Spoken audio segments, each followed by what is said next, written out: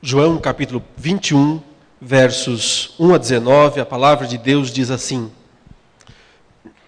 Depois disto, tornou Jesus a manifestar-se aos discípulos junto do mar de Tiberíades, e foi assim que ele se manifestou. Estavam juntos Simão Pedro, Tomé, chamado Dídimo, Natanael, que era de Caná da Galileia, os filhos de Zebedeu e mais 2 dos seus discípulos. Disse-lhes Simão Pedro: Vou pescar. Disseram-lhe os outros: Também nós vamos contigo. Saíram e entraram no barco, e naquela noite nada apanharam. Mas ao clarear da madrugada, estava Jesus na praia. Todavia, os discípulos não reconheceram que era ele. Perguntou-lhes Jesus: Filhos, tendes aí alguma coisa de comer? Responderam-lhe: Não. Então lhes disse: Lançai a rede à direita do barco, e achareis. Assim fizeram, e já não podiam puxar a rede, tão grande era a quantidade de peixes. Aquele discípulo a quem Jesus amava, disse a Pedro: É o Senhor. Simão Pedro, ouvindo que era o Senhor, cingiu-se com sua veste, porque se havia despido, e lançou-se ao mar. Mas os outros discípulos vieram no barquinho, puxando a rede com os peixes, porque não estavam distantes da terra, senão quase 200 côvados. Ao saltarem em terra, viram ali umas brasas e, em cima, peixes. E havia também pão. Disse-lhes Jesus: Trazei alguns dos peixes que acabastes de apanhar. Simão Pedro entrou no barco e arrastou a rede para a terra, cheia de 153 grandes peixes. E não obstante serem tantos, a rede não se rompeu. Disse-lhes Jesus: Vinde, comei. Nenhum dos discípulos ousava perguntar-lhe: Quem és tu? Porque sabiam que era o Senhor. Veio Jesus, tomou o pão e lhes deu, e de igual modo o peixe. E já era esta a terceira vez que Jesus se manifestava aos discípulos, depois de ressuscitado dentre os mortos. Depois de terem comido, perguntou Jesus a Simão Pedro: Simão, filho de João, amas-me mais do que estes outros? Ele respondeu: Sim, Senhor, tu sabes que te amo. Ele lhe disse: Apacenta os meus cordeiros. Tornou a perguntar-lhe pela segunda vez: Simão, filho de João, tu me amas? Ele lhe respondeu: Sim, Senhor, tu sabes que te amo. Disse-lhe Jesus: Pastoreia as minhas ovelhas. Pela terceira vez, Jesus lhe perguntou: Simão, filho de João, tu me amas? Pedro entristeceu-se por ele lhe ter dito pela terceira vez: Tu me amas? E respondeu-lhe, Senhor, tu sabes todas as coisas, tu sabes que eu te amo. Jesus lhe disse: Apacenta as minhas ovelhas. Em verdade te digo, que quando eras mais moço, tu te cingias a ti mesmo e andavas por onde querias. Quando, porém, fores velho, estenderás as mãos, e outro te cingirá e te levará para onde não queres. Disse isto para significar com que gênero de morte Pedro havia de glorificar a Deus. Depois de assim falar, acrescentou-lhe: Segue-me. Até aí, meus irmãos, o registro da palavra do Senhor que mostra uma das últimas aparições de Jesus aos seus discípulos, aquele grupo mais íntimo formado basicamente pelos 12 apóstolos. E já era, aqui diz o texto, a terceira vez que Jesus aparecia para eles. Porque ele havia aparecido já 2 ocasiões anteriores, uma delas para que Tomé pudesse comprovar que Jesus de fato havia ressuscitado, porque Tomé não estava na primeira aparição de Jesus. aquela ainda no mesmo dia da ressurreição, em que ao final do domingo da ressurreição, o Senhor Jesus apareceu para os discípulos com as portas fechadas e disse: eu estou vivo, eu ressuscitei, e puderam assim comprovar que ele estava vivo, mas Tomé não estava. Então Jesus apareceu uma segunda vez, porque nós sabemos, o Tomé não acreditou que Jesus havia de fato ressuscitado e disse: eu preciso tocar, eu preciso apalpar. Então eu vou ter certeza que de fato ele voltou dos mortos. E Jesus então apareceu 8 dias depois da primeira vez, da ressurreição. Portanto, no próximo domingo, assim foi Jesus marcando o primeiro dia da semana, o domingo, como o dia da sua reunião com os seus discípulos. E agora aqui já a terceira vez em que ele aparecia aos seus discípulos. E um deles estava muito inquieto. Um deles. A situação de Tomé se resolveu. Tomé não acreditou na primeira vez, mas na segunda estava lá, não tinha como duvidar, Jesus apareceu, ele então creu que Jesus era o Filho de Deus. Mas havia um discípulo que andava por volta, desconfiado, com certeza bastante envergonhado, triste com o seu próprio ato e esperando alguma coisa acontecer. E esse discípulo era Pedro, Simão Pedro. Os dois nomes de Pedro, né? Simão, que significa cana, que significa algo bastante volúvel, algo sem nenhuma firmeza, nenhuma consistência, e Pedro, que significa pedra, algo firme, algo consistente, num homem só. Esses dois atributos, uma descrição, talvez aqui já da própria natureza humana, que é volúvel por natureza, mas que pode se tornar firme pela graça de Deus, pelo poder de Deus. Aí está o Simão. E por que é que Simão, por que é que Pedro está um pouco arredio do grupo, está um pouco preocupado com o que vai acontecer? Porque ele fez algo muito feio. Ele fez algo muito errado. Ele negou a Jesus. Ele negou a Jesus 3 vezes na noite em que Jesus foi traído. Uma fraqueza do seu coração, uma inconsistência clássica da sua alma, que era inconsistente, que era inconstante por natureza. E note que o próprio Jesus advertiu Pedro antes daquela noite, porque o Pedro se achava tão forte, ele se achava tão capaz de resistir, de enfrentar quaisquer inimigos. Ele achava que podia pegar uma espada e com essa espada enfrentar os inimigos, enfrentar os soldados. Ele se achava tão forte. Ele chegou a dizer para Jesus: Jesus, olha, pode contar comigo, viu? Conta comigo. Porque é o seguinte, esses daí, olha, esses outros aqui, teus discípulos que o Senhor escolheu, eles podem até te abandonar. Não confia muito neles, não. Não vai muito por eles, não, porque eles podem te abandonar. Agora, comigo não. Comigo é diferente. Eu estou pronto a morrer, eu estou pronto a tudo pelo Senhor. E Jesus então já lhe disse: não vai ser assim, Simão, não vai ser assim. Satanás reclamou a sua alma perante Deus. Ele exigiu diante de Deus, ele reivindicou diante de Deus fazer você passar pela peneira. Ele vai te peneirar, ele vai te testar até o limite. Não sabemos por quais razões Deus permite que o inimigo faça isso. Deus tem seus planos, seus propósitos. Lá no Antigo Testamento ele permitiu que esse mesmo Satanás testasse Jó. E ao final Jó venceu a tentação pela graça do Senhor. E aqui mais uma vez um discípulo está sob teste. Mas Jesus disse: mas eu roguei ao Pai pela tua alma.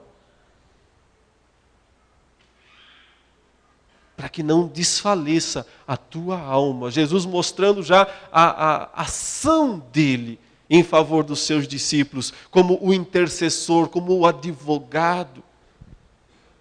Então, Pedro, mesmo pensando que resistiria, que era o mais forte, que nada aconteceria com ele, na noite em que Jesus foi traído, lá estava ele, negando a Jesus também. 2 dos discípulos mais íntimos de Jesus o traíram na mesma noite. 2 dos discípulos mais íntimos de Jesus o traíram no mesmo período, nas mesmas poucas horas. Um o traiu vendendo-o por 30 moedas de prata. O entregou para ser julgado, condenado, humilhado, ferido. E justamente quando Jesus estava nesse estado de humilhação, de julgamento, Pedro teve a oportunidade de talvez, de alguma maneira, reparar isso. A oportunidade de dizer, um discípulo traiu, mas eu não. Mas naquele momento, revelando toda a sua fraqueza, e não nos enganemos a respeito de Pedro ou de qualquer homem, porque isto é o ser humano, isto é o que nós somos. Nada diferente. Na hora em que perguntaram a ele, você aí, você estava com ele? Pedro levou um susto e disse, não, eu não estava não. Opa lá, você aí, eu já te vi, você estava com aquele homem lá que está sendo julgado. Eu te vi com aqueles discípulos, você até se parece com ele. Não, eu não sei quem é esse homem. Eu nunca o conheci, eu nunca o vi. Foi isso que Pedro fez. Como talvez muitas vezes nós também, durante a nossa vida, talvez não assim com essas palavras, talvez não assim tão claramente, talvez não assim com toda essa dramaticidade, eu não sei quem é esse Jesus, talvez não assim, mas talvez simplesmente virando as costas e saindo, quando se requeria que alguém dissesse, eu sei quem é, eu o conheço, eu sei quem é Jesus. Talvez lá naquele grupinho de amigos onde estavam falando, esse negócio de Jesus, esse negócio de religião, esse negócio de Bíblia, esse negócio de não sei, isso é tudo bobagem, isso é tudo fanatismo, isso é tudo coisa de gente atrasada, é coisa de gente ignorante. E talvez eu ou você estivéssemos lá e fomos saindo de mansinho, do tipo assim, isso não é comigo, eu não tenho nada a ver com isso, deixa eu sair daqui antes que me descubram, e antes que me chamem de ignorante. Nada diferente, meus irmãos, do que nós fazemos tantas vezes, quando entristecemos o Espírito Santo de Deus que está em nós, e que nos mostra que fazer aquele ato, fazer aquilo, cometer aquele pecado é ruim, é errado, é uma negação de Cristo. Mas nós pensamos assim, ninguém está vendo, eu vou aproveitar. Ou talvez nós pensamos assim, isso não é nada, isso não significa nada, depois vai ver que eu me arrependo. Nada diferente. E lá estava Pedro, na terceira aparição de Jesus, preocupado, porque Jesus não havia falado com ele ainda.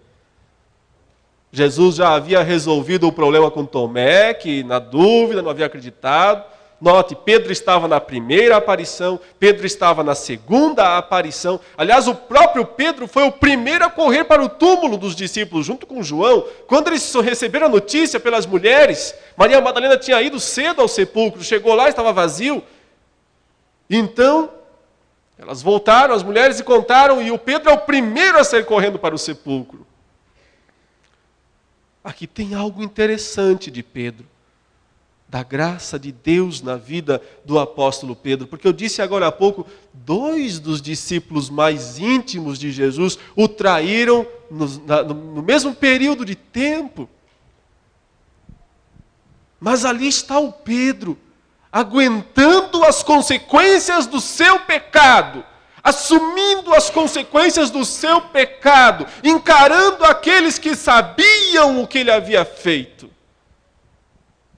Isso mostra a ação de Deus na vida dele, mas o outro não. O outro foi embora, largou tudo, abandonou tudo, e foi e se matou. Qual a diferença de Judas e de Pedro, meus irmãos? Parece às vezes uma diferença muito mínima, porque os dois traíram, uma traição bem parecida, assim, não tem peso, um mais grave, outro menos. Ambas foram muito graves. Os dois se arrependeram pelo que fizeram. Às vezes as pessoas dizem, Judas só sofreu uma espécie de remorso, mas a Bíblia não diz que ele sofreu remorso, diz que ele saiu e chorou amargamente. Diz que houve algo de arrependimento no seu coração. O que Judas fez? Ele se arrependeu do que ele fez, mas faltou o lado positivo do arrependimento, que é justamente a fé. Faltou crer que mesmo um pecado tão grave como o dele podia ser perdoado por Deus. Faltou acreditar que aquele que morreu na cruz morreu pelos pecados e podia perdoar até mesmo o pecado da traição. O que faltou para Judas não foi tristeza, foi justamente confiança, fé. Só lhe restou o desespero, só lhe restou abandonar tudo e se matar. Aí está a diferença. O Pedro pecou com a mesma intensidade, mas o Pedro voltou. Ele estava lá. Ele foi o primeiro a correr para o túmulo. Não encontrou Jesus. Jesus já estava trabalhando na vida deles. Ainda não, Pedro. Não encontrou Jesus. Chegou lá e encontrou os lenços. Encontrou a mortalha. Encontrou o que restava, mas Jesus não estava lá. Então, no fim do dia, Jesus aparece. E eu imagino a cena assim, o Pedro, que sempre era o primeiro lá na frente, liderando e dizendo é assim, vamos lá, e até botando os pés pelas mãos, muitas vezes nessa impetuosidade dele, mas nessa aparição em que Jesus aparece aos discípulos, não tem nenhuma frase de Pedro, não tem uma descrição nenhuma de Pedro. Parece que Pedro está num cantinho, do tipo assim, quando é que ele vai olhar para mim? Quando é que ele vai falar comigo? E Jesus não fala com ele. Não na primeira vez. 8 dias depois, no próximo domingo, Jesus aparece outra vez e vai conversar com Tomé. Está aqui, Tomé. Coloca a sua mão, Tomé. Apalpa então e deixa de ser incrédulo. Você devia crer no que os outros disseram. Você não precisava esperar provas, Tomé. Mas já que você queria, eu estou aí, agora você tem. E o Tomé reconhece Jesus como meu Deus e meu Salvador. E Pedro, nada. Nada. Nenhuma palavra para Pedro. 3 vezes Pedro o negou. Na terceira vez. E aí eles estão lá nesse mar da Galileia, ou mar de Tiberíades, onde tudo começou. Foi lá que tudo começou. Pedro era um pescador nesse mar. Tinha uma empresa de pesca com seu irmão André e com os 2 filhos de Zebedeu, o Tiago e o João. Eles pescavam. E eles largaram as redes, largaram tudo para ir naquela aventura maravilhosa e dramática e drástica com Jesus Cristo. E agora eles voltam para lá e é lá que Jesus vai aparecer a terceira vez para finalmente tratar com Pedro. E eu queria que você observasse aqui nessa noite o que a ressurreição de Cristo produz na vida de um homem. O que a ressurreição de Cristo Jesus produz na vida de um homem, mas que você não olhasse para isso pensando só no Pedro, pensando em você mesmo, na sua vida, nas tantas vezes que você já negou a Jesus diante do mundo, diante dos homens, por ceder ao pecado, por ceder à tentação, por não testemunhar da realidade, da veracidade da pessoa dele perante o mundo. E talvez você, nessa noite, sentado nesse banco, se sinta como Pedro. Talvez você procurou o banquinho mais escondido, espero que ninguém me enxergue. Talvez você está encolhido dentro de si mesmo, pensando, o que será que Deus pensa de mim? Como será que Deus olha para a minha vida? Então veja o que a ressurreição de Cristo produz na vida de um homem. E a primeira coisa é essa mesmo, meus irmãos. É dar um restart. É dar um recomeço. É voltar ao início. Jesus queria, assim, falar com Pedro lá onde tudo começou. Aliás, ele disse, o outro evangelista, ide dizer aos discípulos e a Pedro que eu vou adiante deles para Galileia. Ou seja, meu assunto com Pedro não vai se resolver em Jerusalém. Jerusalém foi onde ele me traiu. Meu assunto com Pedro não vai se resolver em Jerusalém. Nós vamos resolver o nosso assunto lá na Galileia, lá onde tudo começou. Nós vamos voltar ao zero. Nós vamos começar tudo de novo. E observe que a cena toda dá uma ideia de um recomeço. Porque eles estão lá pescando na praia, né, no mar, e eles estão. E mais uma vez, eles não pegam peixe nenhum. Exatamente como quando Jesus os chamou lá no início, e eles não haviam pego peixe algum. E Jesus então disse: pegaram alguma coisa? Nada, joguem a rede ali então. E o Pedro disse: ah, Senhor, eu sou um pescador muito experiente. Olha, pesquei a noite inteira, eu sei muito bem que não tem peixe nesse mar. Mas já que o Senhor falou, eu vou fazer. Sob a tua palavra, eu vou lançar as redes. E lançou e pegou muito peixe. Olha o que acontece, a mesma coisa aqui. Eles estão lá pescando, não pegaram nada, e aí eles veem alguém lá na praia. Alguém está lá. Ainda não o reconhecem porque, por alguma razão, provavelmente Jesus ainda se omitia um pouco, ainda escondia um pouco da sua glória, já estava ressuscitado, um corpo glorioso, mas por alguma razão ele ainda estava limitando essa manifestação clara da sua pessoa, e também ao lado humano, que ainda há uma cegueira, ainda há uma incapacidade por parte deles. Afinal de contas, é algo tão extraordinário, algo tão inexplicável que um homem tenha voltado dos mortos, que é um pouco difícil mesmo para eles entenderem isso. Enfim, Jesus está lá na praia, está lá na areia, e então Jesus pergunta para eles: escuta, vocês têm um pouco de comida aí? Eles dizem: não tem nada, não pegamos nada. Aí Jesus diz: então lancem a rede, está no versículo 6, lancem a rede, lançai a rede à direita do barco e achareis. Assim fizeram e já não podiam puxar a rede de tão grande que era a quantidade de peixes. Então eles reconheceram. Aí João, que nada humildemente se chama de o discípulo que Jesus amava, ele chama ele mesmo disso, o discípulo que Jesus amava, ele diz então a Pedro: olha, é o mestre. Eles o reconheceram nesse ato da pesca, repetindo aquele grande milagre.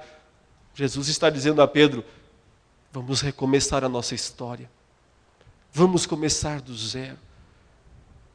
Vamos voltar ao começo de tudo. Queridos, o próprio João escreveu a uma igreja no livro do Apocalipse as seguintes palavras. Ele disse: lembra-te de onde caíste. Arrepende-te e volta à prática das primeiras obras. Voltar ao primeiro amor. Voltar ao começo, ao início de tudo. Se você se afastou de Deus, se você se deixou levar pelo pecado, se você se deixou fascinar pelo mundo, se o que está à sua volta o dominou, o encantou como o canto da sereia, só tem um jeito: começar de novo. Começar do zero. Voltar ao início. Àquele primeiro chamado de Deus. Quando pela primeira vez você ouviu a voz de Deus dizendo: segue-me. Quando pela primeira vez você entendeu os seus pecados, a gravidade deles. Quando pela primeira vez você compreendeu que não tinha a mínima possibilidade de entrar no céu por seus méritos, mas que podia fazer isso pela graça de Deus. Voltar ao início, arrepender-se, identificar o ponto onde caiu. Pedro sabia, fazia poucos dias. Ele sabia exatamente o dia em que ele havia traído a Jesus. Será que nós sabemos? Será que nós percebemos? Ou será que às vezes estamos tão insensíveis que vamos fazendo isso uma vez atrás da outra e nem mais percebemos? O quanto já estamos dominados pelo pecado na nossa vida. Tem que voltar ao início. E note que Jesus ele faz aqui, ele repete duas cenas fantásticas da trajetória deles com ele mesmo. A primeira, a pesca maravilhosa, aquele milagre inicial em que João, Pedro e os outros entenderam que tinham que seguir a Jesus. E a segunda, note que então ele prepara uma comida para eles. Prepara uma comida e a passagem diz que quando eles chegaram à areia lá com os peixes, Jesus já tinha peixe lá assando. Já tinha peixe preparado para eles. Ele disse: pode trazer um pouquinho desses de vocês aí também. E tinha 153. Não me pergunte por que tinha 153. Porque isso aí também, os estudiosos já cansaram de fazer as contas, ninguém sabe dizer por quê.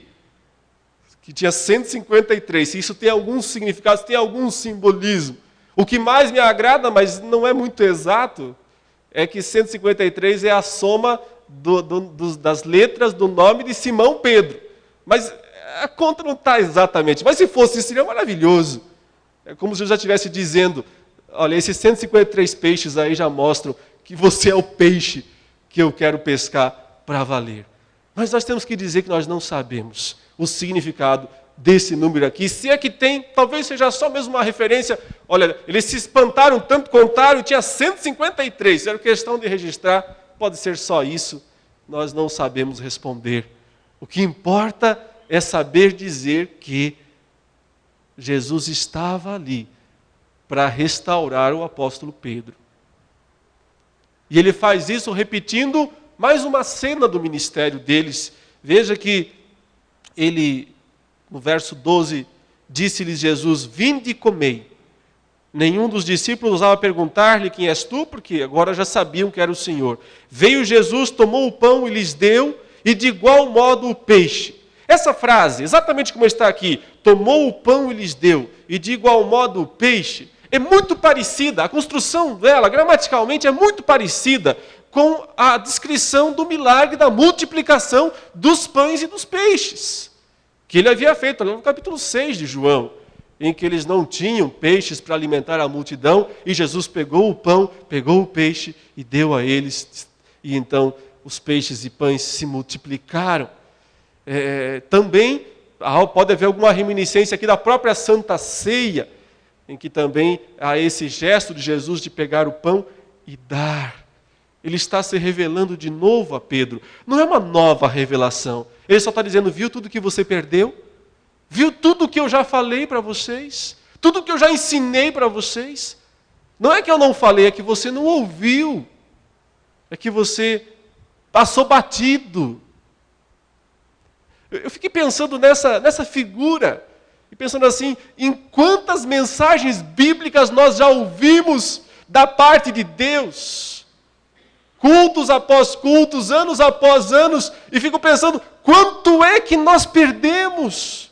Muitas vezes porque nossa cabeça estava longe, pensando em outras coisas, voando por aí e perdendo de mergulhar nas grandezas reveladas na palavra de Deus. Jesus disse para Pedro, de forma simbólica, através de atos, vamos recomeçar a nossa história. Nunca é tarde. Nunca é tarde. Eu sei que muitos talvez já estejam com o coração de tal forma endurecido, de tal forma, a consciência talvez já esteja de tal forma cauterizada. O pecado já é uma realidade tão total que muitos olham para a fé, olham para a religião, olham para o culto apenas com cinismo. Tudo que conseguem pensar são pensamentos de cinismo, de tipo, quanta inutilidade, quanta perda de tempo, quanta bobagem. Talvez possa alguém aqui nessa noite estar nesse ponto. Mas o meu ponto é que nunca é tarde para recomeçar, para voltar a andar com Cristo, para experimentar a graça restauradora dele. Eles comeram, meus irmãos, e então chegou a hora. O texto diz aqui no versículo 15, depois de terem comido, Jesus guardou mais um pouco de suspense, comeram bonitinho. Jesus não falou com Pedro durante a comida, durante eles estarem saboreando os peixes lá, mas terminou a comida. Aí Jesus olha para Pedro e diz, é agora.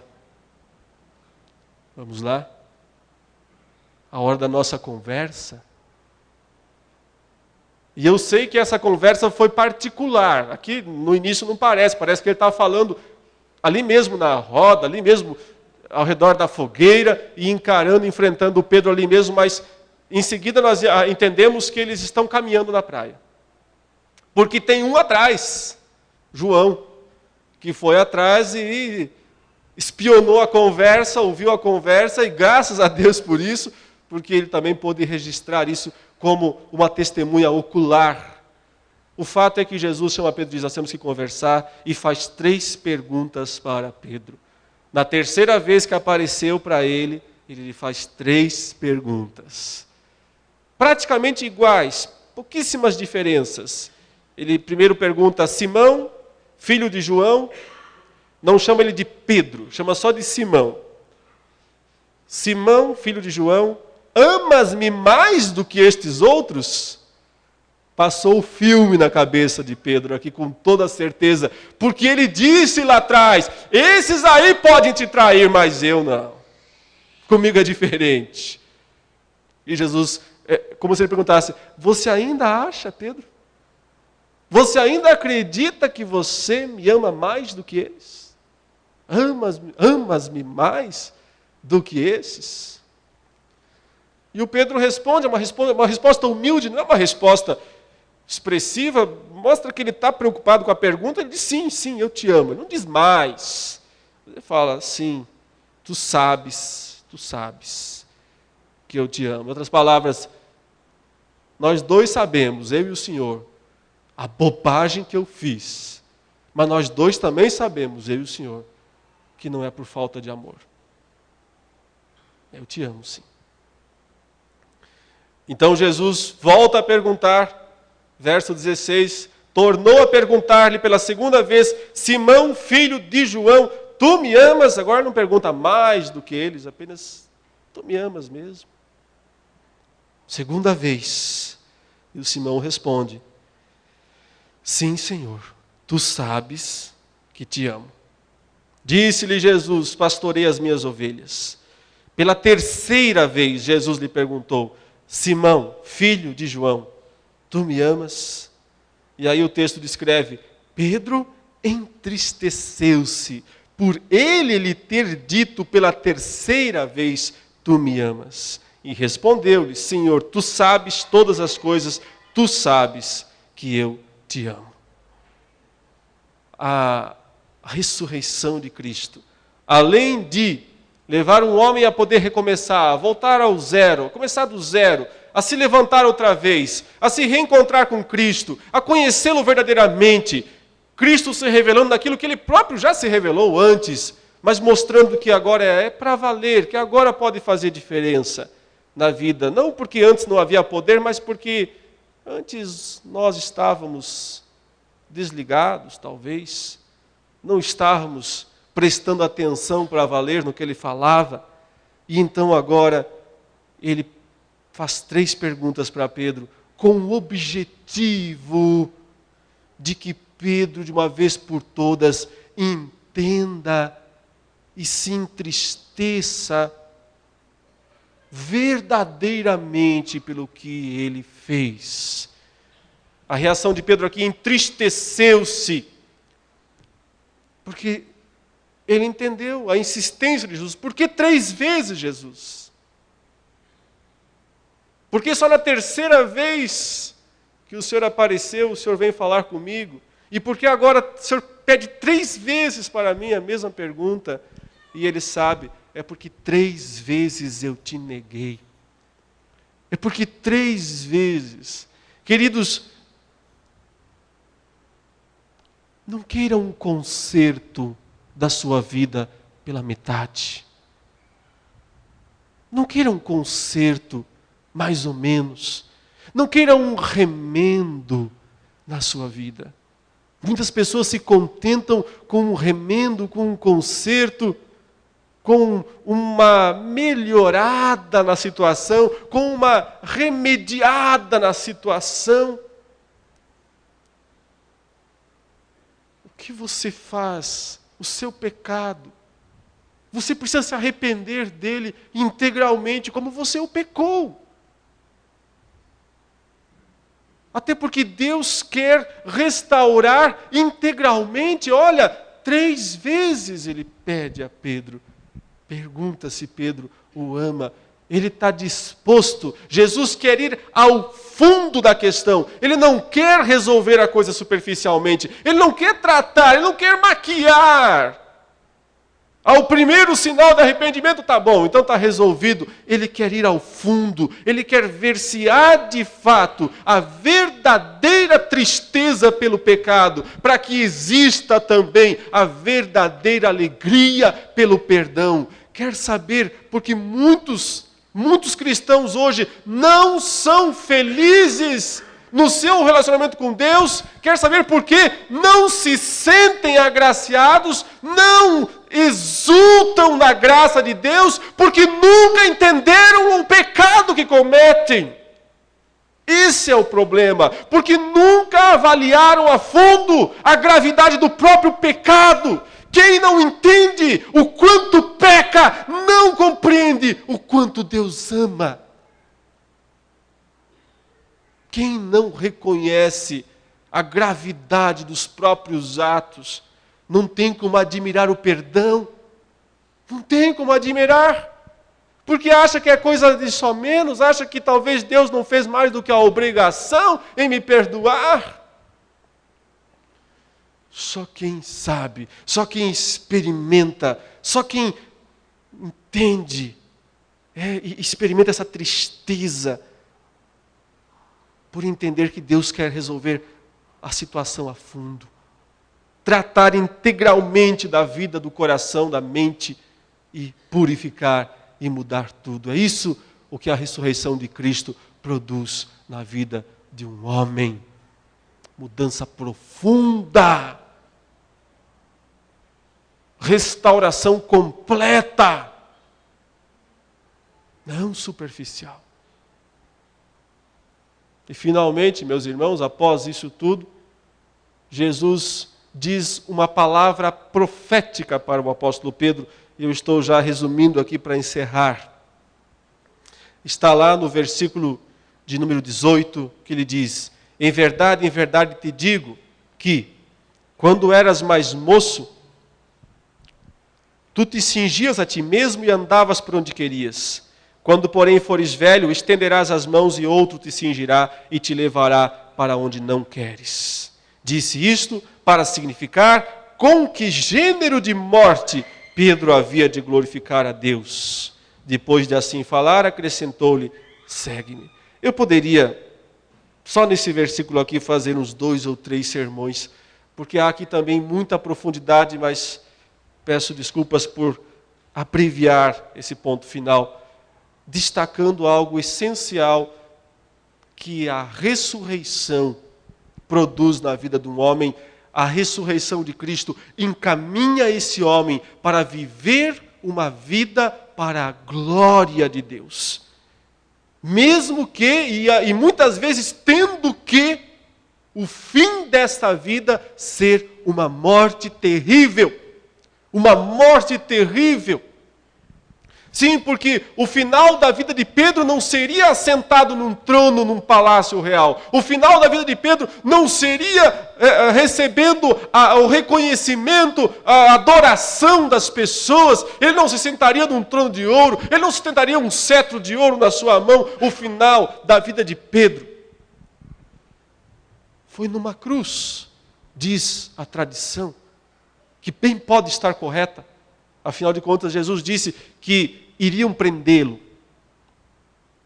Que quando ele era mais jovem, ele mesmo colocava o cinto, colocava a roupa, era livre, fazia o que queria, mas depois iam fazer isso com ele, iam prendê-lo, iam amarrá-lo. Então, uma descrição interessante, parecida com a crucificação, e a tradição diz que Pedro foi crucificado, e diz que ele foi crucificado de cabeça para baixo. Os antigos escritores da igreja lá do 2º, 3º, 4º século alguns falam que ele foi de fato crucificado de cabeça para baixo. É possível que ele tenha sido mesmo. Esse foi o fim da vida de Pedro. Mas ele glorificou a Deus com isso. Note que o texto diz: com que tipo de morte Pedro haveria de glorificar a Deus? O mesmo Pedro que antes negou a Jesus porque tinha medo de morrer. Negou a Jesus porque o que ele não queria era ser preso, chicoteado, morto como Cristo. Agora, esse mesmo Pedro, que antes foi um covarde, viveu sua vida toda testemunhando de Cristo. Pecador continuou sendo, porque ele é um homem, sempre foi. Qualquer homem é isso, é pecador. Mas até o fim da sua vida, ele continuou testemunhando da pessoa de Cristo. Ele não o negou mais. Não o negou mais. E até o último instante, diz a tradição, quando informaram a ele que ele seria crucificado, diz a tradição que ele falou: não sou digno de morrer como meu Senhor morreu. Crucifique-me de cabeça para baixo. Não sou digno de passar pela mesma morte que o meu Senhor passou. Você compreende o que a ressurreição de Cristo produz na vida de um homem? Primeiro faz voltar ao início, recomeçar a história, começar do zero. Então produz uma transformação, mas ela tem que ser profunda, não pode ser uma coisa só superficial. Ela tem que ir ao fundo. Se foram 3 vezes as negações, são 3 vezes as perguntas de Cristo. Tem que tratar do problema completamente. É preciso nova vida, é preciso transformação. E finalmente, encaminha para uma vida de glórias a Deus, de glorificação a Deus.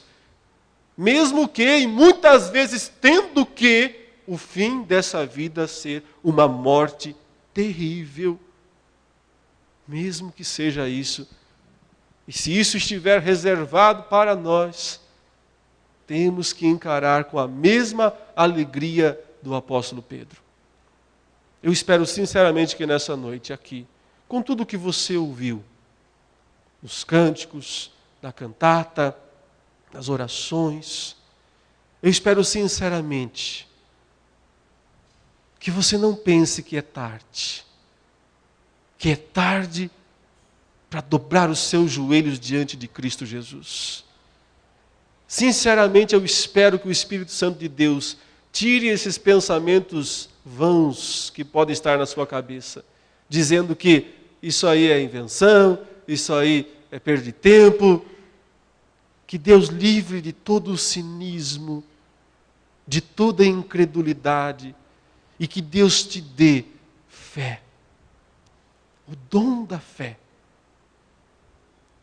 para que sem fanatismo nenhum, com apenas fé, não fanatismo, com fé verdadeira, você possa crer no Cristo que deu a vida pelos seus pecados na cruz e que ressuscitou ao terceiro dia para te fazer viver uma vida para a glória dele. Curva a sua cabeça, feche os seus olhos.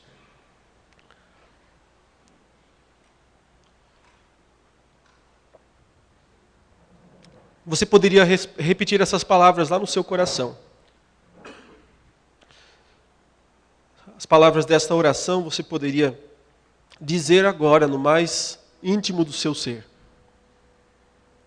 Senhor meu Deus e meu Pai, eu te agradeço porque tu me trouxeste aqui nesta noite.